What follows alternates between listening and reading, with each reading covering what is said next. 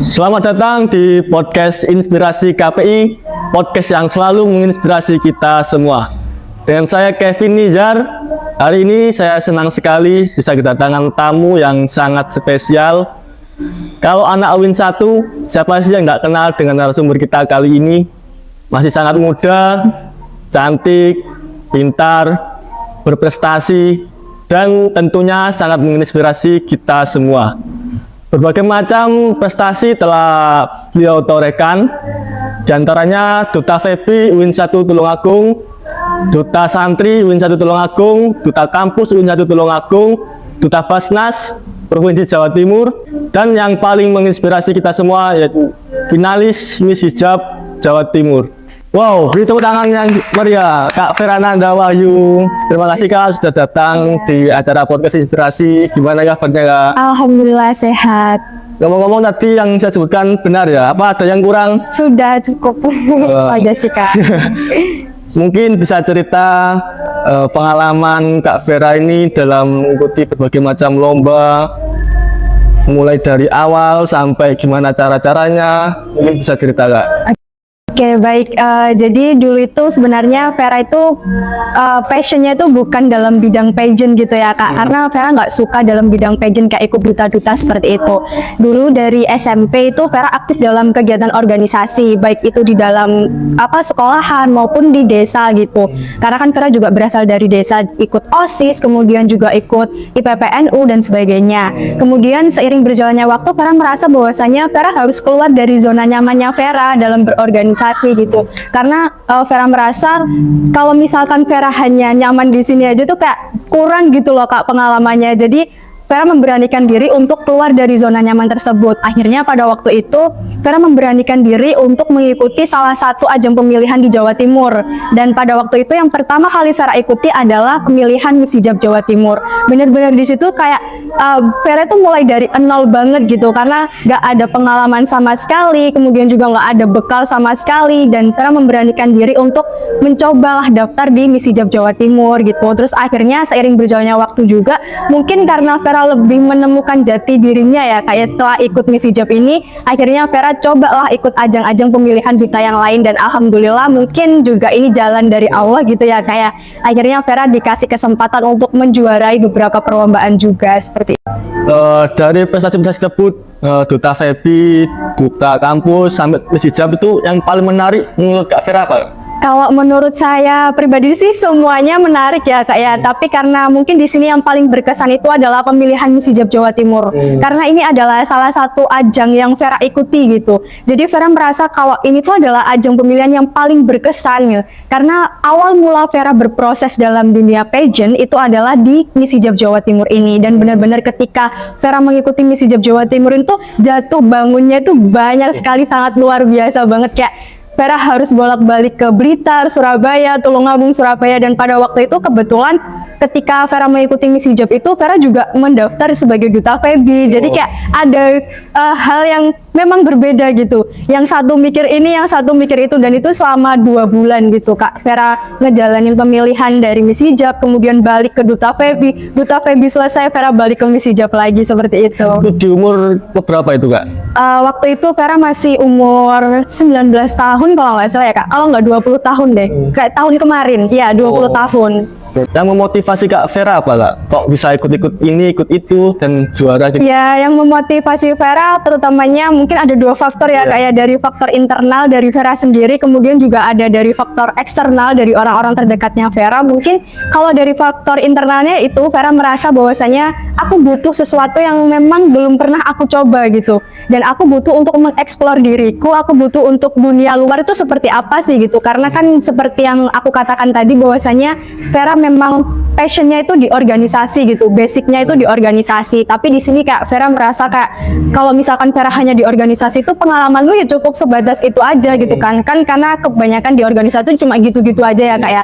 Akhirnya Vera mencoba untuk oke, kamu harus keluar dari zona nyaman kamu harus bisa gitu. Akhirnya dengan minim sekali bekal, Vera memberanikan diri untuk keluar dari zona nyamannya Vera berorganisasi. Kalau dari faktor eksternalnya sendiri mungkin dari keluarganya Vera ya, karena kan Vera hidupnya kan di desa gitu ya Kak, dan orang desa itu pasti kayak misalkan kamu kuliah terus kamu nggak jadi apa-apa kan pasti banyak omongannya seperti itu. Nah Vera tuh pengen kayak menunjukkan gitu loh sama mereka bahwasanya Vera tuh bisa gitu, meskipun Vera berasal dari desa, dari gadis yang biasa aja, tapi sebenarnya tuh Vera bisa gitu. Terus juga dari teman-temannya Vera, mungkin kita kan hidup juga nggak semua orang suka sama kita ya Kak, pasti ada yang membenci kita. Nah Vera pengen nunjukin sama mereka bahwasanya ini loh aku tuh bisa gitu. Kalau dari public figure ada nggak?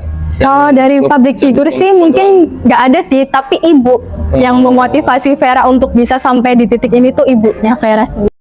Kalau masa kecil Kak Vera sendiri gimana? Apa sudah dari kecil seneng fashion show gitu atau duta-duta, atau dari bapak ibu mungkin ada yang pernah menjadi duta? Enggak sih, kalau dari kedua orang tua, apalagi dari apa ya Kak, saudara-saudari sebenarnya nggak ada, dan Vera itu adalah orang pertama dari jajaran keluarganya Vera gitu ya Kak, yang berani untuk nyoba hal-hal seperti ini gitu. Kalau dari kecil itu sebenarnya Vera ya itu, Vera nggak suka dalam bidang fashion kayak pageant kayak fashion show dan sebagainya, lomba-lomba kayak ini tuh nggak pernah Kak. Jadi memang dari dulu tuh Vera sebenarnya, jujurnya tuh Vera anaknya itu introvert, kayak gitu. Sebenarnya tuh introvert. Akhirnya pada waktu SMP Vera berani untuk ikut OSIS, kemudian Vera berusaha untuk mengasah, oh ternyata ikut organisasi itu seperti ini ya. Kemudian waktu SMA Vera diamanahkan untuk menjadi ketua di salah satu organisasi, dan ternyata Vera semakin Vera menekuni hal tersebut, Vera banyak belajar dari situ. Contohnya mungkin dulu yang Vera introvert kan Vera nggak bisa public speaking. Akhirnya sekarang Vera juga sedikit demi sedikit belajar berpublic speaking. Akhirnya dengan apa ya, kayak kemampuan berpublic speaking yang masih minim juga, akhirnya Vera berani untuk keluar ngikut-ngikut ajang-ajang perlombaan duta seperti ini. Berarti dari introvert bisa jadi senang organisasi, terus habis itu ikut duta-duta dan juara gitu ya Mbak. Iya betul. Mungkin tips dan triknya apa sih kalau mungkin ada riset-riset dulu persiapannya gimana, kalau bisa jadi juara gitu gimana?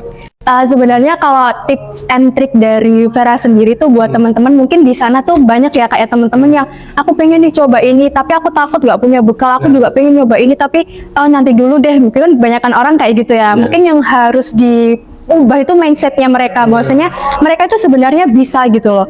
Kalau mereka berani keluar dari zona nyaman mereka. Dari dulu itu waktu Vera pertama kali ikut Misi Jack tuh juga rasanya gitu Kak, kayak nanti bisa nggak ya, dan ini ajang pertama dan langsung nyobanya tuh di Jawa Timur gitu, bisa nggak ya Kak, saingannya tuh pasti banyak banget dan ratusan orang gitu loh Kak. Akhirnya yang Vera ambil di situ adalah tipsnya, yang penting kita berani nyoba dulu aja, karena pada waktu itu ada salah satu kata-kata dari Mahatma Gandhi kalau nggak salah, dia tuh bilang bahwasanya ketika kamu berani keluar dari zona nyaman kamu itu akan menemukan dua kemungkinan. Yang pertama adalah kegagalan dan yang kedua adalah kesuksesan. Nah, seenggaknya ketika kita berani keluar dari zona nyaman kita masih bisa menemui kesuksesan gitu loh Kak. Kalau misalkan kita nggak berani keluar, kita stuck di situ, yang kita ketemukan hanyalah satu, yaitu kegagalan. Dan pada waktu itu ya udahlah, oke, Vera berangkat ke Surabaya dengan berbekal seadanya gitu ya Kak, ikut Misi Job Jawa Timur. Akhirnya Vera berangkat ke sana, dan pada waktu itu memang saingannya tuh banyak banget, dan banyak yang memang dia itu bidangnya itu di bidang pageant gitu loh, dan Vera itu apa gitu. Dan pada waktu itu yang Vera bikin motivasi Vera itu adalah jangan memikirkan hasilnya, tapi yang perlu kamu maknai itu adalah prosesnya, proses untuk menuju ke sana, seperti itu. Sudah tentang kan tadi kan Kak Vera mengungkapkan bahwa ada kesuksesan, ada kegagalan dalam suatu perjalanan seseorang, pasti kan ada yang namanya kegagalan. Nggak mungkin sukses terus kan? Mungkin bisa cerita kegagalan yang pernah Kak Vera alami Kak? Sebenarnya kalau kegagalan yang pernah saya alami itu adalah kayak, cuma yang paling saya ingat itu adalah ketika waktu itu mau masuk di SMA, itu kan kita masih ada sistem zonasi ya Kak ya. Nah Vera tuh pengen banget kayak bisa sekolah di kota, karena kan dulu SMP-nya kan di kota, tapi ternyata karena dari sistem zonasi itu Vera nggak bisa sekolah di kota. Akhirnya Vera sekolahnya di kabupaten, dan Vera tuh nggak suka sekolah di situ gitu. Dan selama 3 tahun tuh Vera maksain gitu loh Kak, maksain untuk ayo sekolah gitu. Akhirnya setelah Vera memaksakan diri, ternyata Vera berusaha untuk mengupgrade dirinya Vera gitu. Karena kalau misalkan kita udah nggak nyaman sama lingkungan lingkungannya, nggak nyaman sama sekolahnya, dan kita malah diem aja, maksudnya Kak, kita malah males-malesan, ya udah kelar gitu. Akhirnya meskipun Vera nggak nyaman, ya Vera berusaha untuk gimana caranya Vera menumbuhkan rasa nyaman itu sendiri dengan mengikuti organisasi, mengikuti beberapa perlombaan seperti itu. Nah mungkin itu ya sih yang bikin merasa kayak Vera itu gagal gitu, nggak bisa sekolah di kota, sekolahnya tuh di kabupaten gitu. Kalau yang dari yang paling sedih gak? Mungkin ditinggal orang tersayang, atau mungkin dari titik yang terendah diremehkan gitu nggak? Ada nggak? Pernah nggak, Pak? Pernah sih, kalau diremehkan itu pernah, karena juga yang saya kasih tahu sama kakak tadi ya, bahwasanya nggak semua orang tuh suka sama kita. Banyak sekali teman-teman di luar sana, orang-orang di luar sana tuh yang ngejudge Vera itu kayak ABC Vera tuh gini kan gitu kan, pasti banyak ya Kak ya. Tapi ya itulah, kita harus berani nunjukin ke mereka bahwasanya kita itu bisa gitu. Kita itu nggak kayak yang kamu omongin gitu. Terus kalau pengalaman yang sedih gitu ya, pengalaman paling sedih ketika prosesnya Vera sampai di titik ini tuh sebenarnya waktu ikut Miss Hijab Jawa Timur sih, karena itu juga ajang pertamanya Vera ikut Miss Hijab Jawa Timur, dan pada waktu itu kebetulan ibunya Vera tuh lagi sakit. Jadi mulai dari tahap pertama sampai Vera ada di grand final malam itu tuh benar-benar Vera sendiri, berangkat dari Blitar sendiri, nyampe Surabaya juga sendiri, nggak ada orang tua. Jadi semuanya tuh keluar dari ruang tes itu kayak dipeluk sama orang tuanya. Vera tuh cuma sendiri gitu. Terus pulang ke Blitar, lihat ibunya Vera kayak terbaring lemah, terus kayak sakit sampai di Indus tuh kayak bener-bener ya apa ya, kayak sedih gitu loh Kak. Itu sih. Mungkin kemudian di titik sekarang ini puas enggak Kak dengan pencapaian sekarang ini? Alhamdulillah puas, tapi kalau Vera merasa puas, maksudnya kalau sekarang ini Vera sudah merasa puas, otomatis kan Vera nggak akan upgrade diri lagi ya. Mungkin untuk saat ini yang bisa Vera ucapkan adalah Alhamdulillah, yang sangat apa ya, kayak Alhamdulillah banget gitu loh Vera bisa ada di titik ini. Cuma Vera mungkin belum merasa sepuas itu, karena masih ada impian, masih ada hal-hal yang perlu Vera kejar gitu Kak. Terus sekarang kan Kak Vera masih aktif kuliah juga kan ya. Terus orang-orang kan biasanya kalau perempuan ngapain sih kuliah tinggi-tinggi, ujung-ujungnya nanti di dapur, jadi ibu rumah tangga, Iya betul. ngurus anak lah. Itu gimana Kak? Menurut Kak Vera itu menghadapi seperti itu gimana? Kalau menurut Vera sendiri memang stigma dari orang yang di luar sana itu memang benar ya Kak. Gak sedikit orang tuh bilang juga ke Vera, ngapain sih kamu kuliah, ujung-ujungnya juga jadi ibu rumah tangga, nggak usah kuliah, langsung kerja aja, kamu malah ngabisin uang, belum tentu nanti juga yang gelarnya sarjana itu bisa jadi orang yang sangat luar biasa, kan belum tentu. Tapi di sini yang perlu diubah itu adalah mindsetnya mereka, bahwasannya kuliah itu bukan hanya tentang kita cari pelajaran aja, bukan hanya tentang kita oh kuliah dapat materi selesai, enggak. Tapi di dalam kuliah itu kita diajarkan banyak hal gitu loh Kak. Apalagi kalau kita mau ikut berorganisasi, pasti tuh di situ kita kayak terbiasa on time, kemudian terbiasa apa ya, kayak bekerja sama, berdiskusi seperti itu, dan hal-hal seperti itu yang nggak didapatin oleh teman-teman yang nggak ikut kuliah. Jadi menurut Vera kuliah itu penting gitu. Kalau mungkin Kak Vera bisa memberikan apa ya, tips dan trik kuliah yang bisa prestasi, bisa ikut ini ikut itu, gimana Kak membagi waktunya dan tips triknya itu biar sukses dalam kuliah kita? Sebenarnya di luar sana itu pasti banyak teman-teman yang lebih hebat ya Kak dari Vera ya. Tapi cuman di sini Vera ingin sharing aja, berbagi sesuai dengan pengalaman yang Vera apa ya, yang Vera alami selama ini. Kayak Vera aktif di organisasi juga, kemudian di kuliah juga, dan alhamdulillah meskipun Vera aktif di organisasi, terus kemudian Vera juga ikut beberapa ajang perlombaan, tapi di tahun kemarin, di semester kemarin, alhamdulillah itu Vera mendapatkan mahasiswa dengan prestasi, indeks prestasi tertinggi itu program studi. Dan mungkin ada tips dari Vera supaya teman-teman bisa kayak gitu tuh, yang penting konsisten aja gitu. Maksudnya kalian harus membuat yang namanya skala prioritas, karena kalau Vera itu seperti itu ya Kak, kita buat skala prioritas, kemudian kalau misalkan ya memang tujuan utama kita di kampus itu kan adalah kuliah ya, tapi tidak memungkiri bahwasannya kita itu juga harus berani untuk mencoba hal-hal yang lain gitu. Dan ya itulah, mungkin teman-teman bisa, meskipun kalian aktif organisasi ataupun kalian pengen ikut ajang perlombaan yang lain tuh nggak apa-apa gitu, yang penting kuliahnya kalian tuh nggak keteteran gitu aja sih Kak. Kalau sekarang Kak Vera kan juga masih aktif sebagai duta ya. Peran duta itu seperti apa sih Kak sebenarnya itu? Oke, peran duta sendiri itu sebenarnya kalau yang dari kampus ya Kak, karena Vera juga ikut di Duta Febi, alhamdulillah. Kemudian juga di kemarin waktu ada peringatan Hari Santri, Vera juga ikut duta santri, kemudian juga alhamdulillah yang kemarin juga ikut duta kampus ya Kak. Mungkin kalau perannya kita sebagai duta di dalam lingkup kampus itu ya, kita itu yang pertama ikut membranding kampus gitu, ikut membranding kampus ke masyarakat luar, bagaimana sih UIN 1 ini gitu.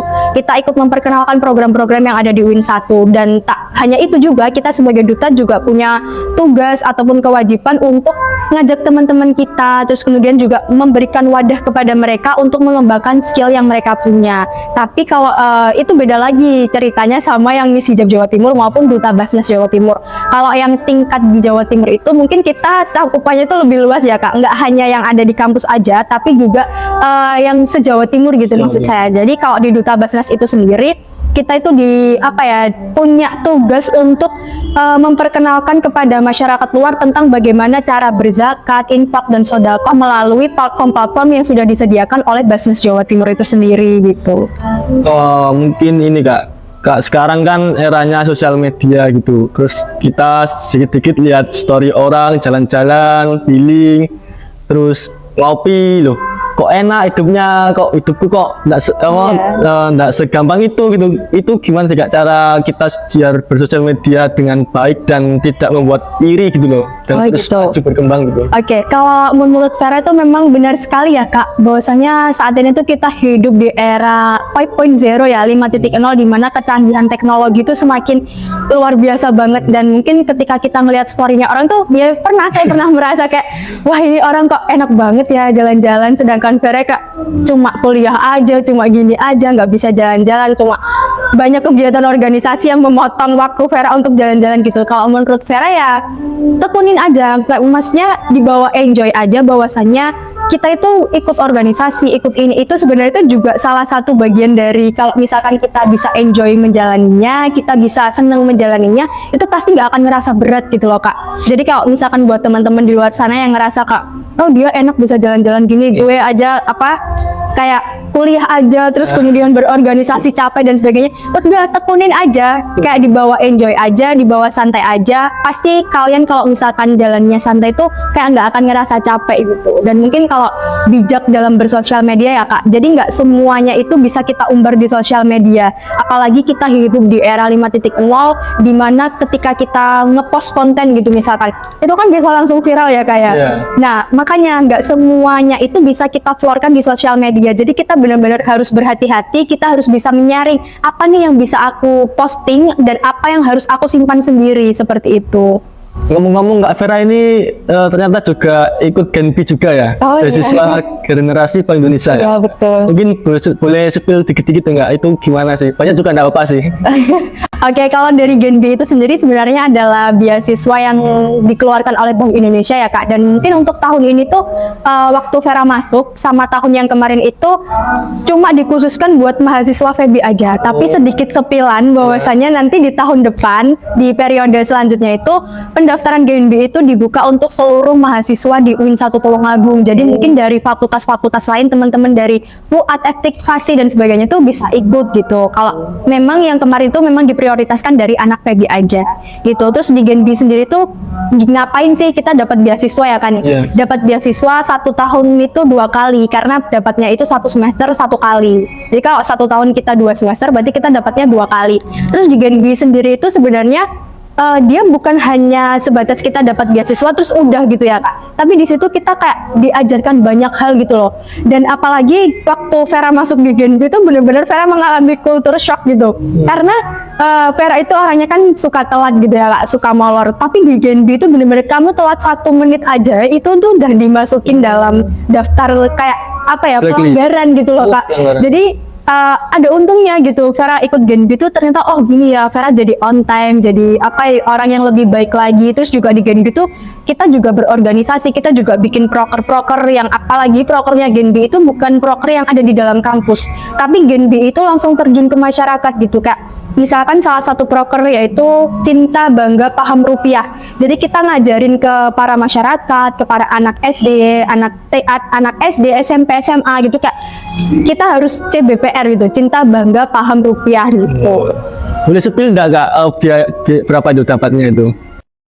Kalau dapatnya sih berapa ya? Kalau satu periodenya itu satu semesternya itu dapatnya sekitar 6 sih Kak. Sekitar 6. Nah, jadi kalau 1 tahun berarti kita dapatnya sekitar 12. Dan mungkin kita kalau ikut Gen B itu bisa 2 kali periode. Jadi kita bisa ikutnya itu cuma 4 tahun, 2 tahun. Jadi 4 kali dapat gitu. Oh, mungkin tujuan atau impian Kak Vera 2 tahun, 5 tahun, 10 tahun ke depan apa Kak? Ya, tujuan atau impian Vera yang mau Vera raih ya Kak ya untuk kedepannya itu adalah banyak sih sebenarnya, banyak banget tujuan dan impiannya Vera. Cuma di sini ada wishlistnya Vera itu yang kan Vera udah ikut duta itu di Jawa Timur, dan insya Allah nanti Vera akan melanjut ke tingkat yang lebih tinggi lagi insya Allah. Dan kalau untuk bahas masalah impian ataupun harapan dan kedepannya itu ya semoga Vera bisa menjadi anak yang bisa membanggakan kedua orang tua, kemudian bisa memotivasi teman-temannya Vera, orang-orang di sekitar Vera, dan menjadi orang yang bermanfaat bagi orang-orang di sekitarnya Vera. Itu aja sih Kak. Mungkin terakhir Kak, sudah nggak terasa sudah mau habis waktu kita. Closing statement mungkin dari closing statement dari saya ya Kak, generasi Z yang ada di luar sana, untuk teman-teman yang ada di luar sana, jangan pernah takut untuk gagal, karena kegagalan itu pasti. Ketika kita berani untuk keluar dari zona nyaman kita akan menemukan 2 kemungkinan. Yang pertama adalah kegagalan dan juga kesuksesan. Seenggaknya di sini kita masih punya kesempatan untuk sukses. Tapi kalau kita stuck di satu titik, kita nggak berani keluar dari zona nyaman kita hanya akan menemukan satu, yaitu adalah kegagalan. So, buat teman-teman di luar sana, jangan pernah takut gagal, dan coba untuk explore diri kalian, keluar dari zona nyaman kalian. Siapa tahu di situ ada rezeki kalian. Mungkin kalau dari saya, kalau kita mencoba sesuatu ada 2 kemungkinan. Oke. Yang satu sukses, yang satunya lagi sangat sukses. Oh gitu, oke, betul. Mungkin cukup sekian podcast inspirasi KPI kali ini dengan narasumber Kak Vera Nanda Wahyu yang sangat menginspirasi kita semua. Terima kasih Kak, sekali lagi. Semoga kita semua bisa meraih tujuan dan mimpi kita, dan semoga podcast kali ini bermanfaat dan menginspirasi kita semua. Sekian, wassalamualaikum warahmatullahi wabarakatuh. Waalaikumsalam.